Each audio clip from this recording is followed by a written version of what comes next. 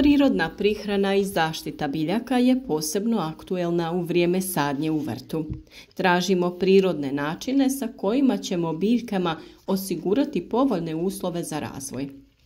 Najpovoljnije vrijeme da se upravo to odradi jeste prilikom sadnje presadnica u vrt. Najveći problemi javljaju se u rano proljeće i u vruće ljetne dane, kada dolazi do oscilacija u temperaturama, izmjenjivanja sunčanih i kišnih razdoblja, dolazi i do stvaranja idealnih uslova za razvoj gljivičnih oboljenja na biljkama. Najizazovnija borba svakako je ona sa plamenjačom na paradajzu i drugim biljkama koje su osjetljive na ovo oboljenje. U ishrani povrća često govorimo koliko su važni dušik, fosfor i kalij, a zaboravlja se značaj mikroelemenata, posebno joda. Osim toga, on ima važnu ulogu kada je u pitanju kontrola i zaštita od štetnika i bolesti, poboljšanje imuniteta biljaka.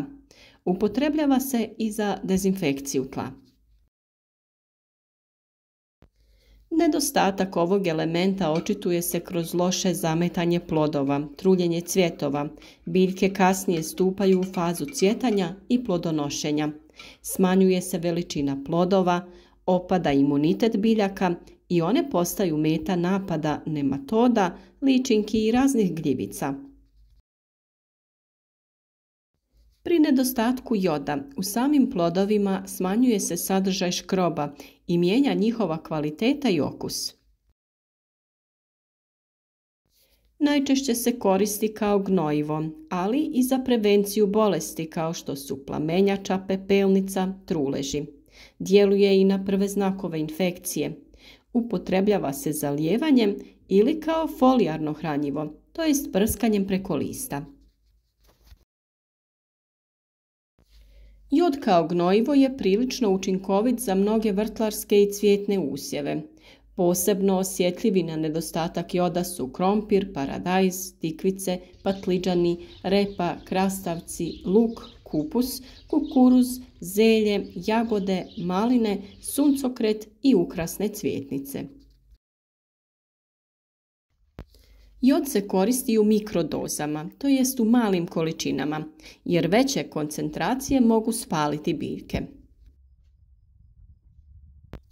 Kada ga upotrebljavamo za folijarnu prihranu ili tretiranje, biljke moraju biti velike i jake, inače možemo izazvati štetne posljedice. Na presadnicama se primjenjuje nakon sadnje na stalno mjesto kada se ukorijene, jer su neke vrste izuzetno osjetljive, posebno patliđan. I ovo sredstvo ne koristi se često. Prvo što možemo pripremiti od joda jeste otopina za zaštitu i prihranu. Nakon sadnje rasada paradajza, patliđana, paprike, dobro je svaku biljku zaliti sa 1 litrom otopine koja se priprema tako što se u 10 litara vode ukapaju 3 kapi joda. Na taj način spriječiti ćemo razvoj različitih gljivica u tlu. Spore gljivica koje uzrokuju plamenjaču zadržavaju se upravo u tlu i kada se stvore pogodni uslovi prelaze na biljku i napadaju je. Pojavu ovog oboljenja zato prvo primjećujemo na najnižim listovima na biljkama. Najznačajnija bolest zaštićenih prostora svakako je polijeganje rasada, ali se nerijetko pojavljuje i na otvorenom kada se stvore uslovi za njihov razvoj. Uzročnici polijeganja rasada su patogene gljivice iz roda Phytium, koji obuhvaća više od 100 različitih vrsta gljivica, pa napadaju gotovo svaku biljnu kulturu uzgajanu u zaštićenom prostoru.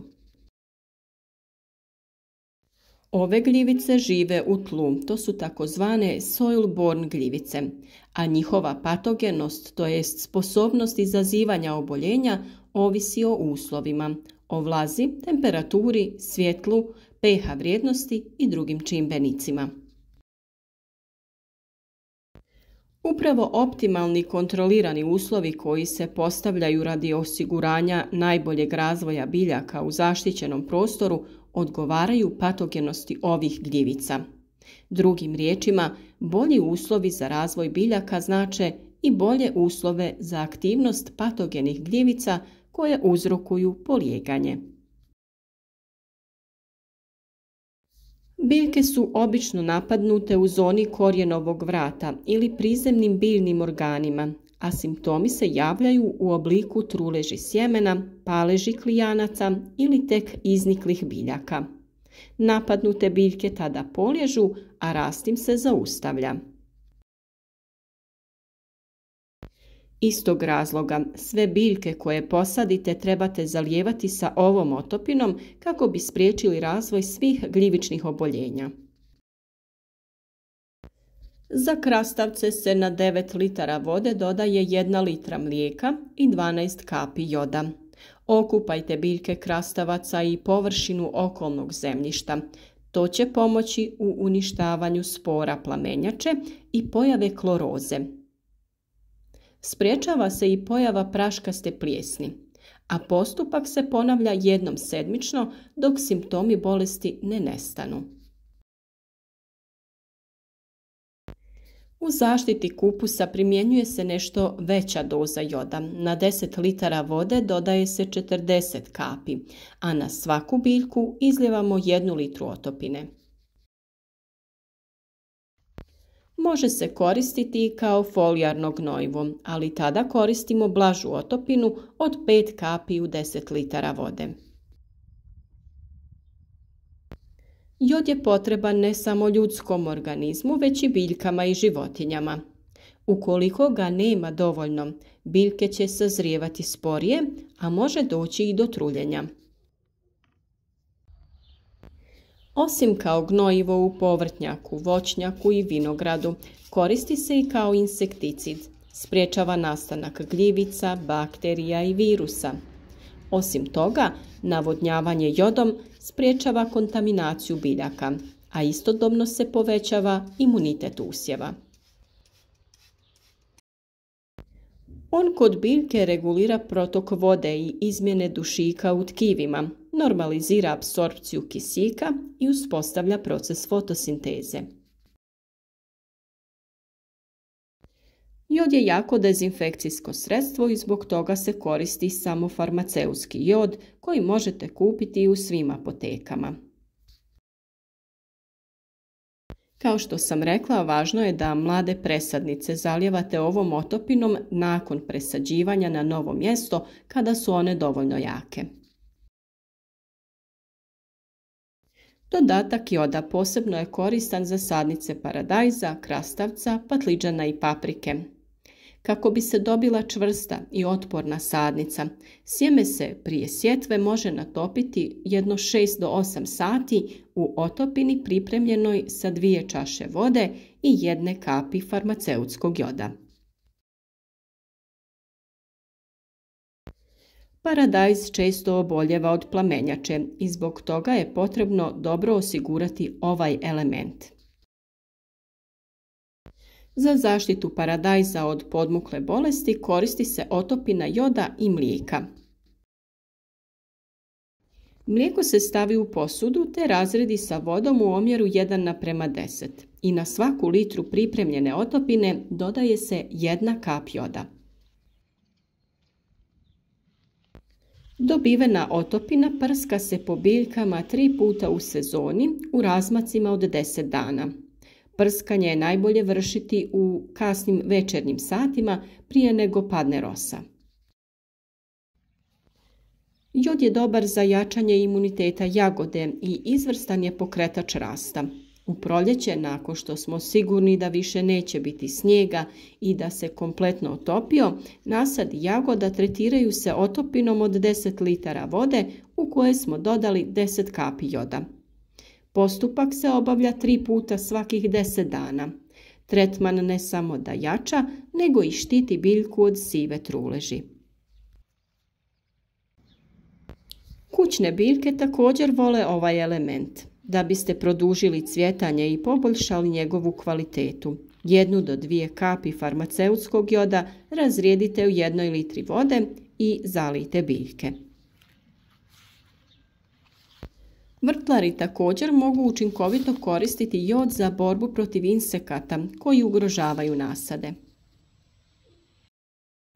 Konkretno, otopina mlijeka i joda dobro pomaže protiv lisnih uši koje se brzo šire na usjevima voća i povrća.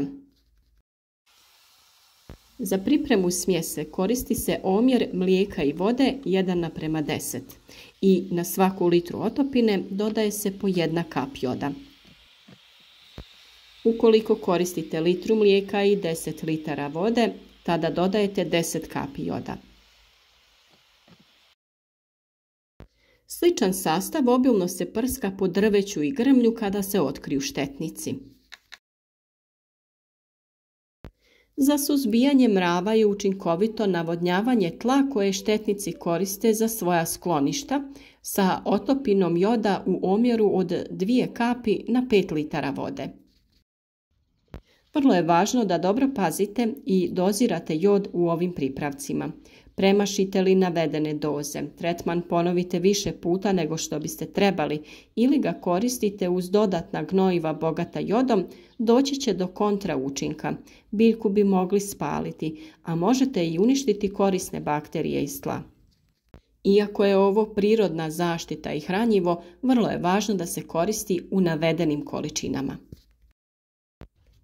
Jod u sastavu proteina i aminokiselina sudjeluje u sintezi, metaboličkim procesima vode i dušika, sudjeluje u disanju biljaka, prirodni antiseptik, djeluje protiv većine virusa, bakterija i gljivica koje ugrožavaju normalan razvoj biljnih kultura.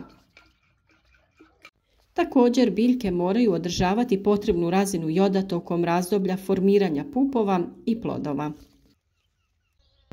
Nadamo se da vam je ovaj savjet bio koristan i da ćete se i dalje družiti s nama na našem kanalu, podržati naš rad sa lajkom ili podijeliti video sa prijateljima kako bi i oni imali koristi od naših savjeta.